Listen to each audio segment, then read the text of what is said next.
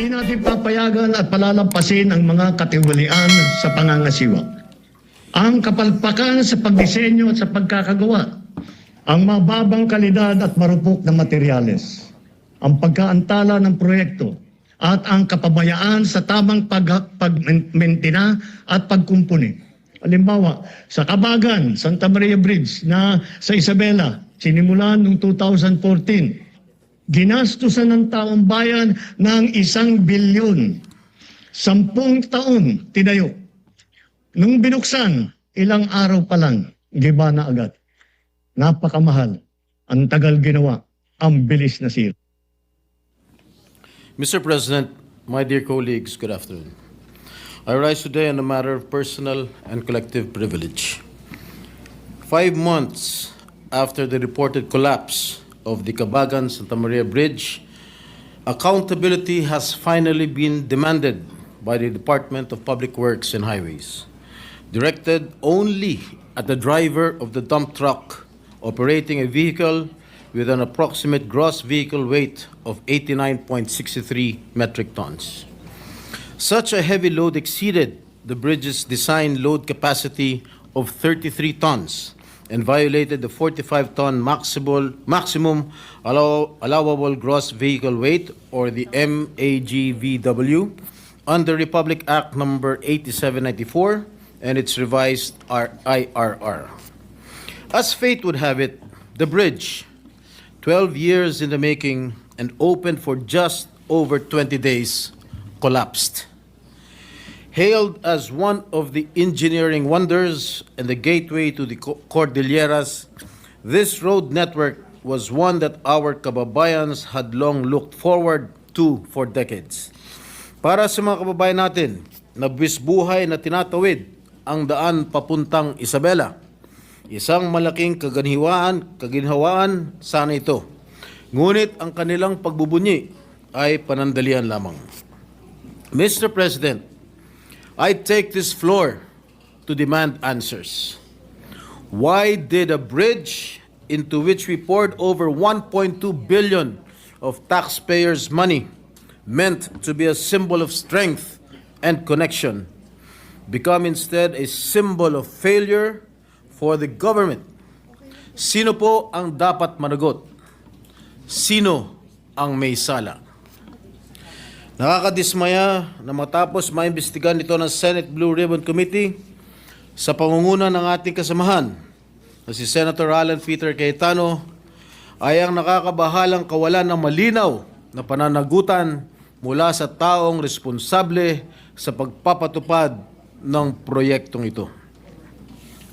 Based on all the documents my office has gathered, no information what was submitted to the DPWH explaining how the designer of the 990-meter bridge, Mr. Alberto Cañete, a supposed bridge expert, or the joint venture of United Technologies Consolidated Partnership, PERT Consult International and Scheme Engineers and Associates, arrived at its design.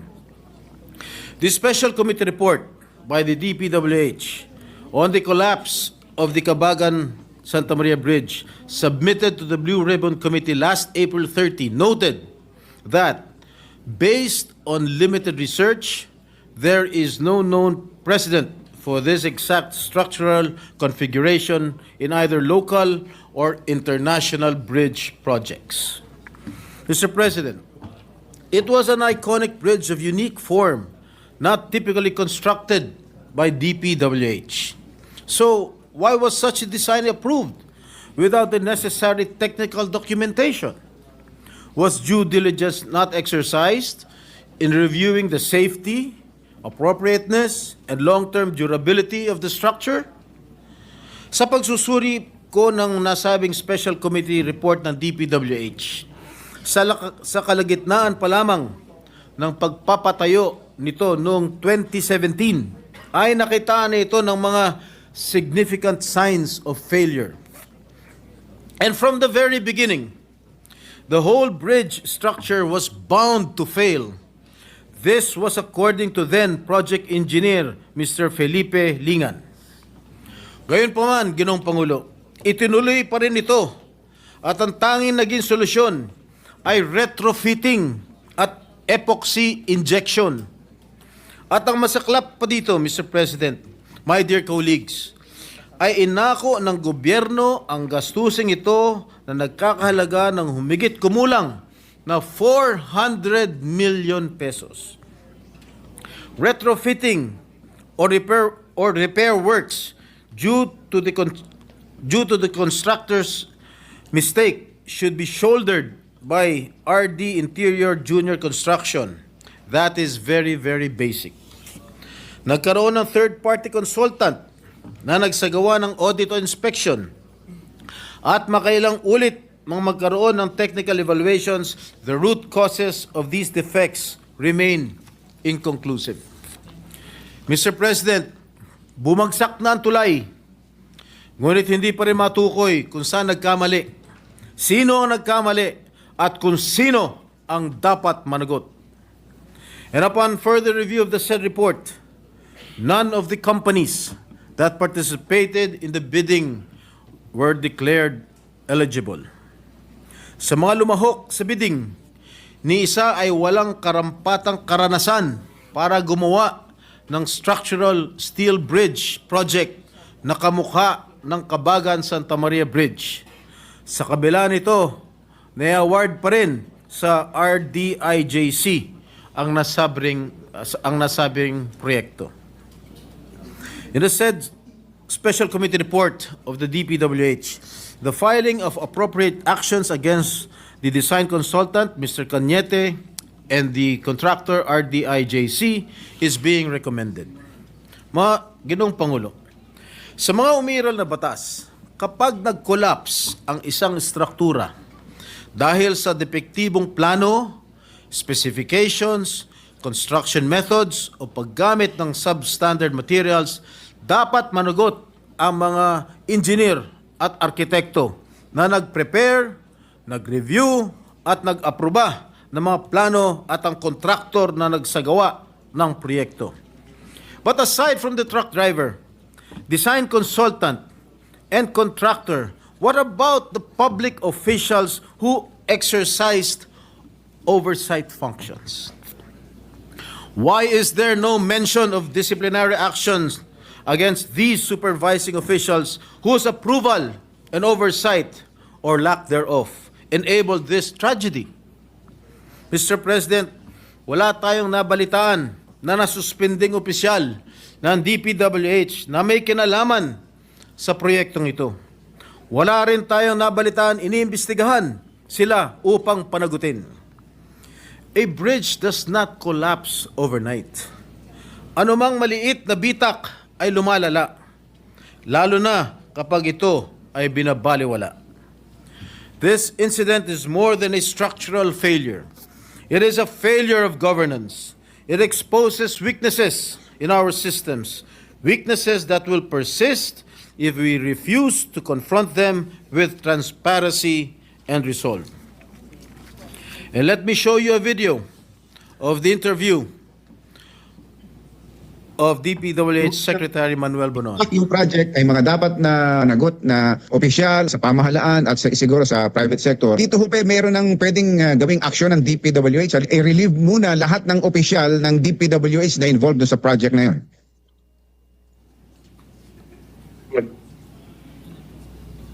Ay, wala na pala. Ano po ang pinakamataas na ranggo nung nire-recommenda po niyong makasuhan?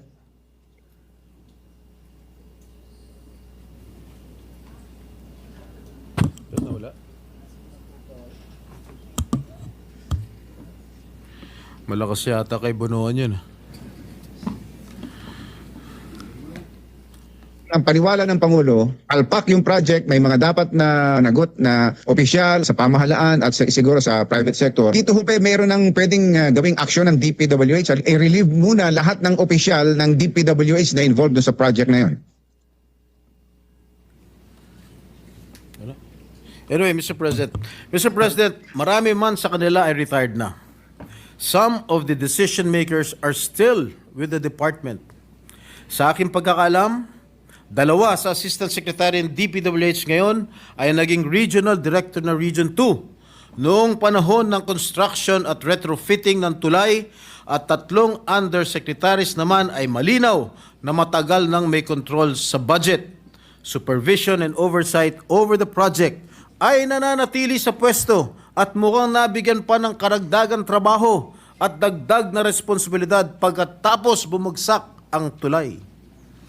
Hindi kaya sila ang pinatutungkulan ng Pangulo nung sinabing, mahiya naman kayo? Mr. President, mahirap tanggapin na sa mga susunod na araw ay haharap sa kaso ang maliit na tao na tulad ng driver ng truck na pananagutin ng DPWH samantalang pinagtatakpan nila ang kanilang mga kasamahan. I urge the DPWH to take full responsibility and accountability not only by pursuing private contractors but also by holding accountable its own officials who were involved in the planning, approval, and implementation of this project. Public confidence demands nothing less. Explain the approval process, identify the lapses in monitoring and enforcement, and most importantly, assure the public that this will never happen again, not through promises, but through concrete reforms in design, review, safety compliance, and project oversight. The bridge that was meant to stand strong for generations collapsed in less than 3 weeks. Its collapse should serve as a warning. When safety is compromised, when accountability is absent, it is the people who will pay the price. I am not here to point fingers at anyone. I only hope that we use this incident to mark the beginning of a renewed commitment to engineering integrity, public safety, and true accountability. Thank you, Mr. President. Majority Leader. Thank you, Mr. President. Mr. President, the distinguished gentleman from the great province of Tarlac and Rizal, Senator Rodante Marcoleta, wishes to interpolate the distinguished gentleman from San Juan, our Sen. President Pro Temp. I move that they be recognized, Mr. President. Senator Rodante Marcoleta is recognized. Thank you, Mr. President. I know my friend will yield to a few clarificatory questions by way of interpolation. How did you know that I will yield? Wala ka namang choice eh. Gladly, Mr. President, I feel honored and Mr. President, I want to know if the Honorable Senator is also aware of several falling bridges before this bridge subject matter of his speech. I am not fully aware of any bridge that has collapsed. May I... But here, I just my staff just gave me a list of the bridges that had collapsed in October 28, 2024. The Magapi Bridge in Balete, Batangas, collapsed allegedly due to strong flood currents and the large number of uprooted trees carried by the water during Typhoon Christine. And the Bantilan Bridge, a 30-meter concrete span connecting Batangas and Quezon, allegedly collapsed on October 29, 2022, allegedly due to raging river currents and floods. And the Carlos Romulo Bridge in Bayambang, Pangasinan, collapsed on October 20, 2022. The collapse was allegedly caused by 2 overloaded dump trucks that exceeded the bridge weight capacity. And the Borja Bridge collapsed on June 16, 2022. This was allegedly caused by a 12-wheeler dump truck that exceeded the bridge's weight limit. And the Loay Clarin Bridge, I think this is in Bohol, which spans the famous Lobok River. And this resulted in 4 fatalities and 18 injuries. And the bridge under construction in Colafu, Magsaysay, Marilog District, Davao City, collapsed on February 18, 2022, while workers were filling its floor with fresh concrete. And lastly, the steel bridge collapsed in Barangay San Isidro, Mahayhay, Laguna, on January 29, 2022. That's all, Mr. Chair. So, Mr. President, I think the Honorable Senator will agree that we're fast becoming a country of falling bridges. I agree with you, my good friend, Senator Marcoleta. In regard to this bridge in Isabela, subject matter of your speech, Mr. President, wala bang weighing scale or weighing station or weighing facility na itinalaga ang local government or national government para sa ganon yung lahat ng dadaan ng mga behikulo? Kasi, Mr. President, alam naman natin na Isabela ay agricultural economy. It consists something like 29.8% agriculture products at 25% industry. Kaya kinakailangan po siguro merong tagatimbang sa lahat ng mga truck na dadaan. Napakasimple naman sigurong problema ito. Bakit wala man lang nakaisip na maglagay po ng isang timbangan doon para sa mga sasakyan na dadaan? Sa aking pagkakalam po, Ginoong Pangulo, ay wala pong weighing bridge na nakalagay po rin sa Kabagan Santa Maria Bridge. Kaya siguro bigla nilang pumasok itong overloaded na truck na nag-weigh ng 89.63 metric tons. Kaya po bumagsak, overweight to ng 43 metric tons. Kaya siguro bigla hong bumagsak ang tulay ng Kabagan na Santa Maria Bridge, Ginoong Pangulo. Binanggit po ninyo sa inyong speech, Mr. President, Your Honor, na ang isa sa nakadidismaya matapos ito'y maimbestigahan sa pangunguna ng ating kasama, Senator Alan Peter Cayetano, ay nabahala po kayo na malinaw na may kawalan ng pananagutan mula sa mga taong responsable sa pagpapatupad ng proyektong ito. Tama po ba yung aking narinig? Tama po kayo, Ginoong Pangulo. Ibig bang sabihin po ay hindi natukoy ng investigasyon ng ating kasamahan ang mga responsabling tao na mayroong kasalanan dito sa bagay na ito? Ginoong Pangulo, ang sa pagkakalam ko, fact-finding lamang po ang ginawa ng Yun nga po. DPWH. Dahil At wala pong fact-finding- mga pangalan na binanggit. Ngayon, kung ako po itatanong ninyo kung sino-sino po ang magiging responsable, sasabihin ko po sa inyo kung sino-sino po itong mga ito. Salamat po, Mr. President, Your Honor, kasi po meron kayong binanggit dito na dalawang Assistant Secretary ng DPWH sa panahon na ginagawa ang proyektong ito na nakatalaga sa Region 3 o Region 2 at 3 undersecretaries naman ang malinaw na meron ding control sa budget at supervision sa panahon na ito'y ginagawa. Tama po ba? Tama po kayo, Ginoong Pangulo. Para po malaman ng ating kapulungan, maaari po bang sabihin natin kung sino po itong mga taong tinutukoy po ninyo, Mr. President, Your Honor? Maraming salamat, Ginoong Pangulo. Nagtanong na rin po kayo kung sino-sino po itong mga tao. Hindi ko nabanggit sa aking privilege speech. Subalit nagtanong po kayo, mapipilitan ko pong ibulgar kung sino-sino po itong mga taong responsable sa pagbagsak nitong, sa pag-collapse nitong tulay sa Kabagan, Santa Maria. Unang-una, si Assistant Secretary for Regional Operations in Luzon, Loretta Malaluan. She succeeded Neri Bueno, now Asik Bueno, as Regional 2 Director. The time when the bridge project was already facing structural problems.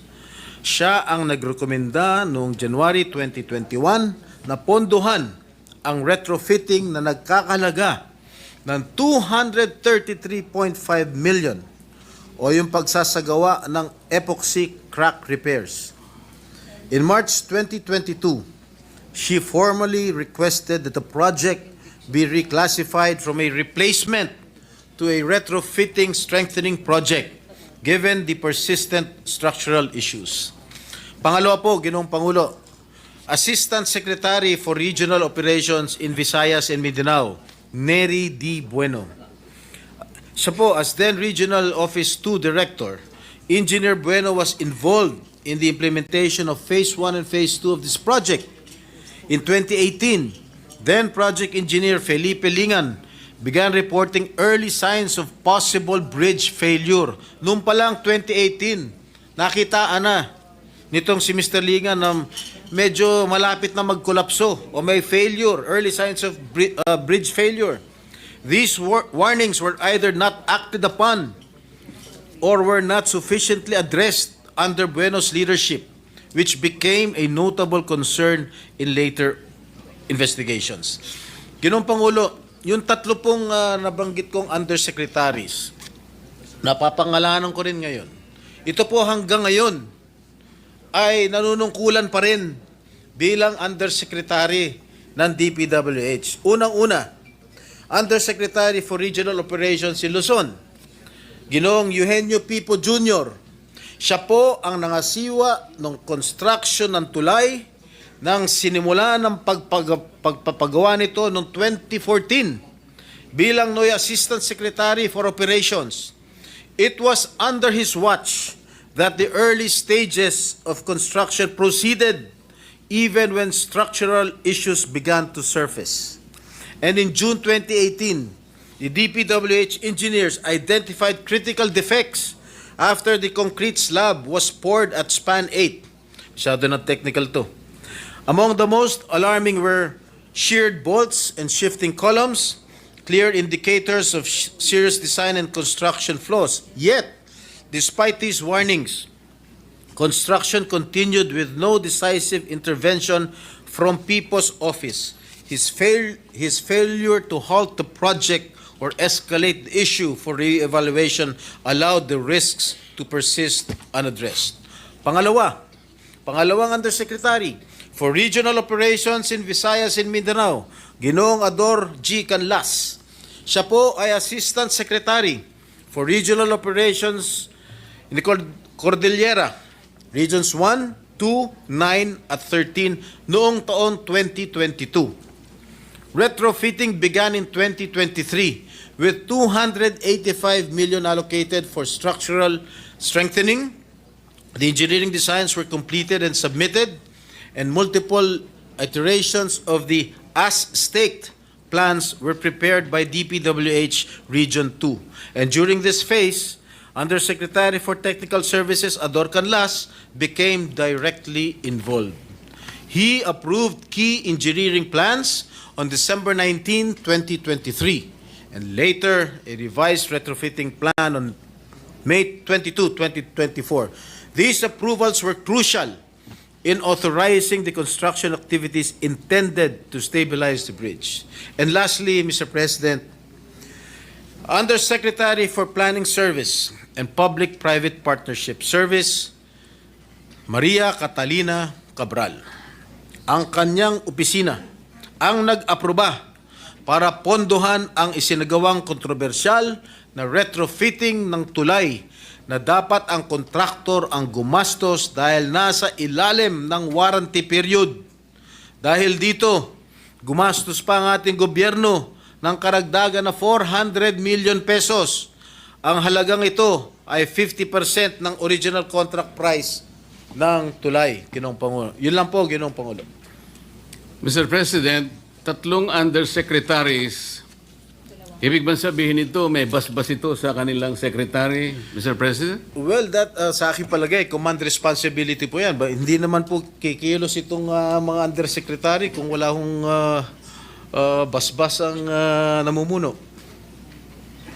Sinabi po niyo rito, Mr. President, Your Honor, na ang mga taong binanggit ninyo ay nabigyan pa ng karagdagang trabaho.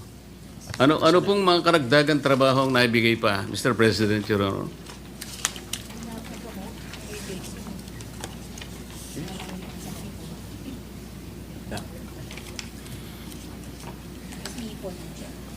Habang binabasa po ninyo yan, karagdagan sigurong impormasyon, Mr. President, mayroon po akong nabasang isang parang briefing na Dalawa po sa binanggit yung undersecretaries, parang nagkaroon po ng pagbabago. Atas ng panibagong katungkulan nagmula mismo sa tanggapan ng DPWH. Tama po kaya yun? Tama po Mr. kayo, President, Your Honor. Tama po kayo, Ginoong Pangulo.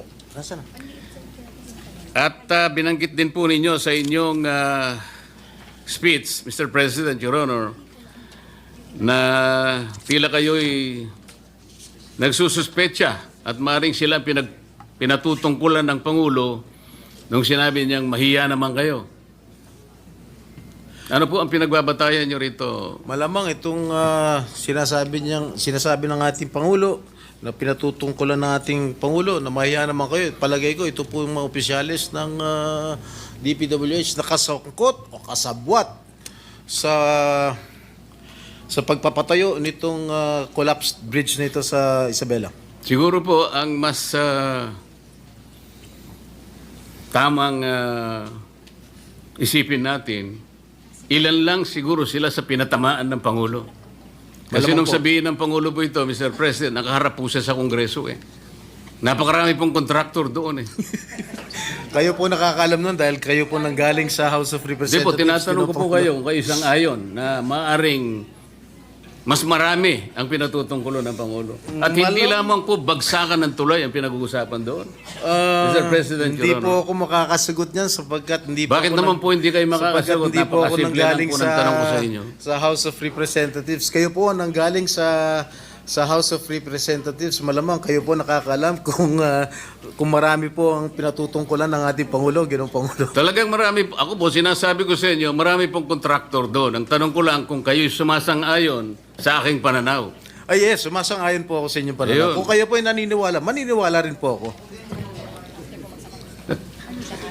Mr. President, Your Honor, di ba pangkaraniwan pagka meron po tayong itinatayong isang infrastructure, lalong-lalo na po yung mga vertical infrastructure, malimit po nating nakikita, nakatabi po yung meron pong parang banner yung, anong tawag doon? Yung COA. Merong billboard po ang COA. Billboard. Na kung saan nakalagay yung ilang mga detalye, pangalan ng proyekto, Minsan po pangalan po ng politiko nandun. yung halaga ng proyekto, yung description hanggang saan, di ba? Yung contractor kung sino yon.